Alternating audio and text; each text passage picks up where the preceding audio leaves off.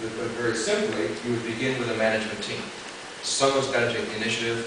That's not a whole lot of people. That could be sort of the Millennium Project co-chairs in the early part. And they select then about 10 to 15 thought leaders. Usually in any country, there's not that many, because there's many people who follow a thought leader. But who are the original major thinkers of the country? So that you make sure, if you're picking the variables, you have picked variables that everybody around that table says, well, wait a minute, you don't have a good variable for environment yet. So what are we going to have? Are we going to have water, river flow? Is the river flow good? What are we going to pick? So then they come up with a list. It could be 20, 30 variables. Then the next step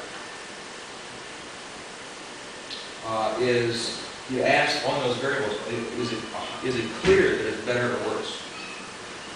Because remember, the idea of a State of the Future index is you want the index to go up.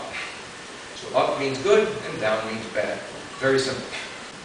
If everybody agrees that the number of PhDs per capita is good, that's an indicator. But if somebody says, what about out-migration? Well, we might say that's bad. And somebody else might say, well, wait a minute, isn't Montenegro supposed to do something about that? So it may not be bad, because we're getting the benefit of two. We're getting London plus ourselves. So if there's ambiguity, and I assume that both of you would be on this 10-person or 15-person team, if there's ambiguity in the room, if it starts to be an argument that says, okay, it's clear we don't have an agreement, let's hold that one off to the side. We can still include that variable in the report if we want to, but it's not in the index calculation. Right? So as long as everybody around the table says, yes, that's a good indicator, that's good, then boom, those go in. I would rather see 8 or 10 good, clear indicators than another 15 or 20 that are irregular. Yeah, I understand. Because that just gives you soup. You know. Management team plus some from the advisory committee collects 20 years data for each variable. And I'm glad you're getting shaken. Most of them have no problem. I said, yes, it's a problem. It's a problem. At least I can speak from the aspect of the financial variables. Yeah. Because I was in charge for frozen savings. So I know how it's hard or help to reach those data and to recover. Right. And so then the next step is if the data is not reliable, or you don't believe the data, then you don't include it in the index. You say, later on when we have better data, it's like that other list. Here are interesting things, but we don't have good enough stuff yet.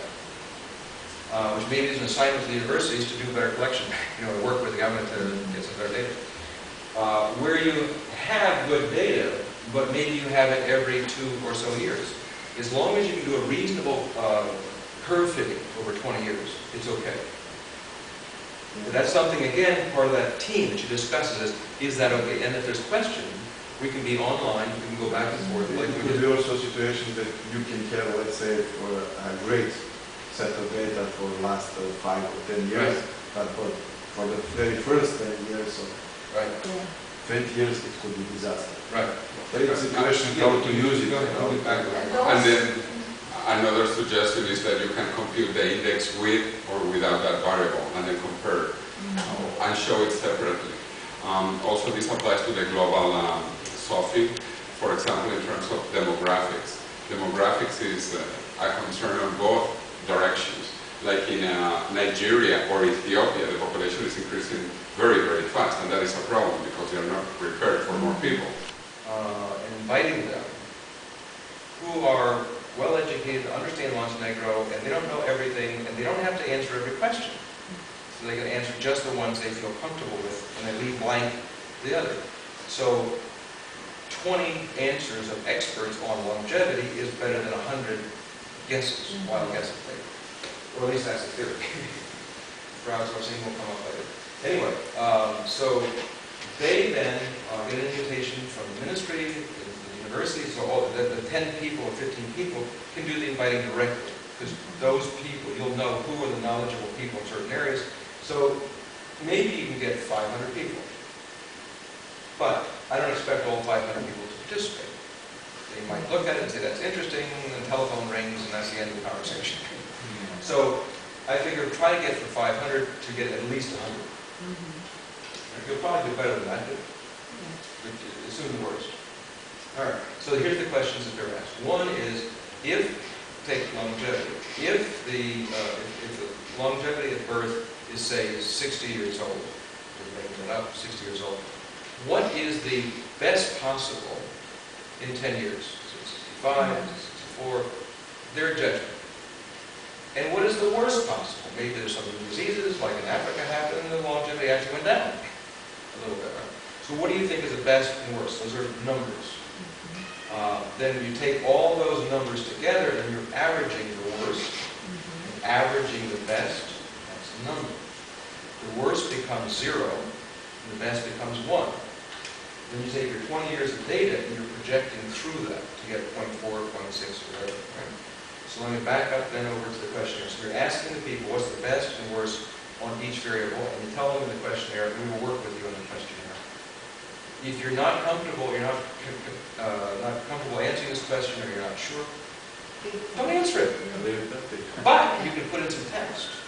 Because Colin might say, well, I'm not comfortable about this because I have no way to judge new diseases or something. Because your report will have numbers and graphs, but also may have some text as well. There's some discussion in there as well. So you're collecting number judgments as well as comments as well. Someone might say, this variable is not as good as something else, and that's something to think about next time.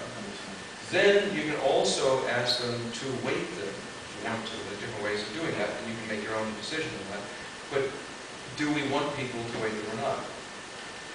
Depends what it is. We didn't do the weighting in the beginning. So we just did the best and worst. Then another thing is collecting developments. What developments could change those variables? Like one of the development is a new, rapid spreading disease with a high kill rate. That could change the thing. What are the developments, future developments? That exercise by itself will be interesting. What is the informed, knowledgeable 300, 400, 500 people of Montenegro really think are important developments we should think about? That list by itself is interesting. And then you can run a process where you're judging if this development happens, how much would it affect it. Now, that's part of the analysis I've never been quite comfortable with. Jose may be more comfortable with that part than I am. This is a very subjective part. Because here you're starting off with some relatively objective stuff, and you end up with some very objective stuff. Like how much would a development affect it? So I pass off to Jose to talk about that. Yeah, well, the idea is to have these major developments that might happen in the city, the country, the region, the world. And then ask people also to try to have a percentage probability of this. And then do a Monte Carlo analysis also of the impact of all of this. You Monte Carlo, you keep repeating it. Could we show a sample of this delta if you have it online? Yeah.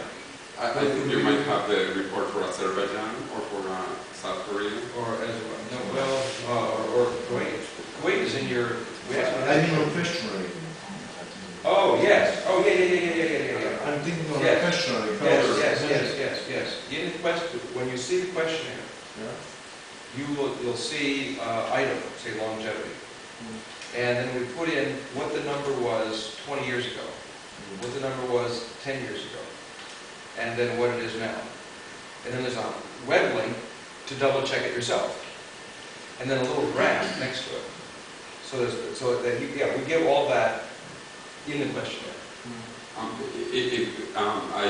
don't know about Kuwait, but in the Azerbaijan report you have that in the appendix, so that you can see